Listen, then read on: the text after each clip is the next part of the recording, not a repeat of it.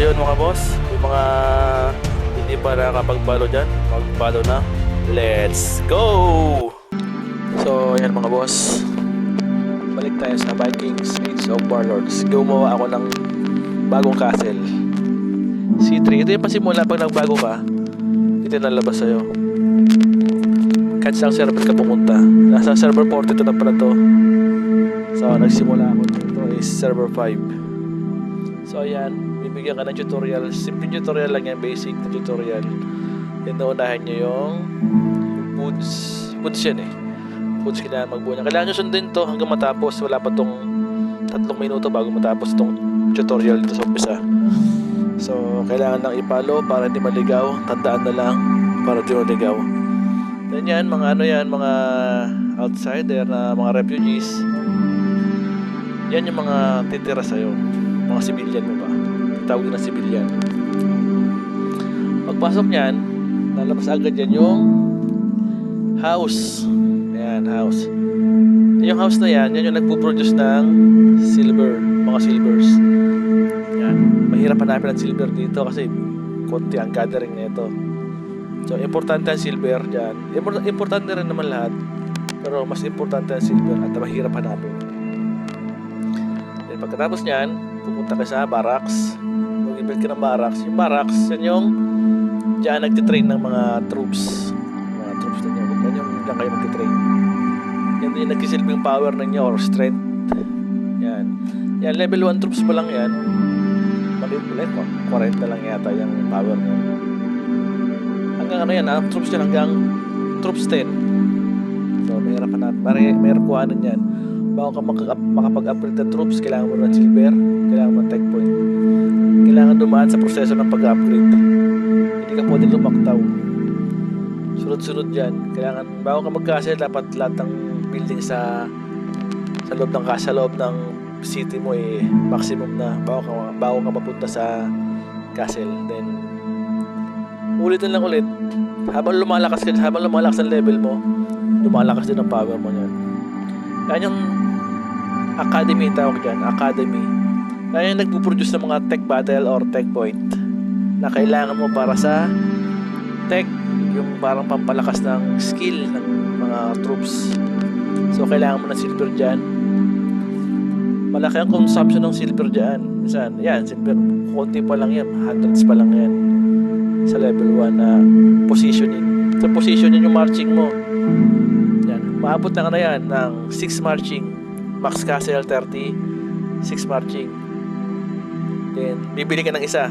So pag hindi ka bibili, o hindi ka magdawit to, pag hindi ka bibili yan ng isang marching is maximum is 5 lang. Yeah. So kailangan sundin yung mga nasa unahan, mga tutorial. Yan, talagang susundin yan kasi hindi kayo makakaalis dyan hanggang di natatapos yung tutorial. Okay, then sunod natin dyan is yung gym.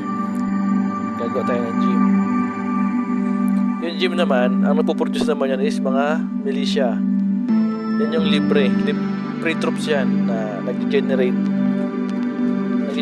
yan ng troops na militia na pag-gather lang. Pwede siya pang war, kaya lang bike silang power niyan, 1 point lang yan ang power niyan, 1 point lang. Isang militia, 1 point power, ano lang. So kailangan natin puputukin yung shield. To tinatawag nilang bubbles or condom sa Pinoy.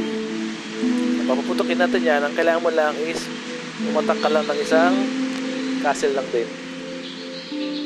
Okay, kasi lang natin tong sounds kasi magulo, di ba rin din.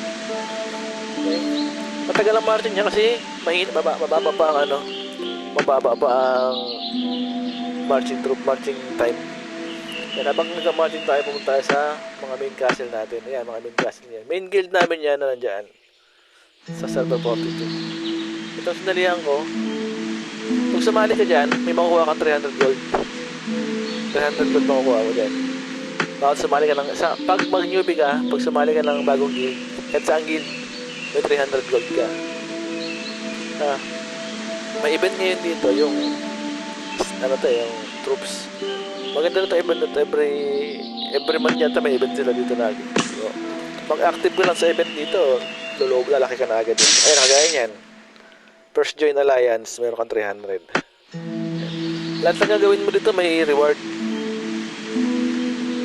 So, matagal na ako naglaro na ito since server 5 pa. Ngayon, server 42 na. Meron akong isang malakas na ano na server, doon ako malakas. So, dalawin nyo lang. Server 22, ay server 28. Shoutout nga pala sa mga Pinoy dyan, Pinoy Guild sa server 19, server 28, server 42. So, comment lang yung mga Pinoy dyan, comment yung mga server nyo na ma-shoutout kayo. Sa Philippine Empire, shoutout kay XB18 ba? Shoutout kay Flair. Tapos kay Phoenix, Flair Phoenix. Shoutout din kay Ted Hungry. Ted Hungry, shoutout sa'yo. Shoutout din kay Sailor, taga-ibang bansa na nasa barko. Shoutout din kay sa foreigner namin na si Dudulets. Shoutout sa'yo, Dudulets. Kay Andrea na pangalan ng castle niya. Ayan mga boss. So comment lang kayo para mailagay natin yung mga pangalan ninyo. Ayan mga boss. Shoutout din sa friends ko doon sa Germany. Shoutout kay Beretor. Shoutout sa iyo mga boss. Beretor. Since server 5 kaaway ko yun. Tapos sa games lang naman din. Ayos na mga games.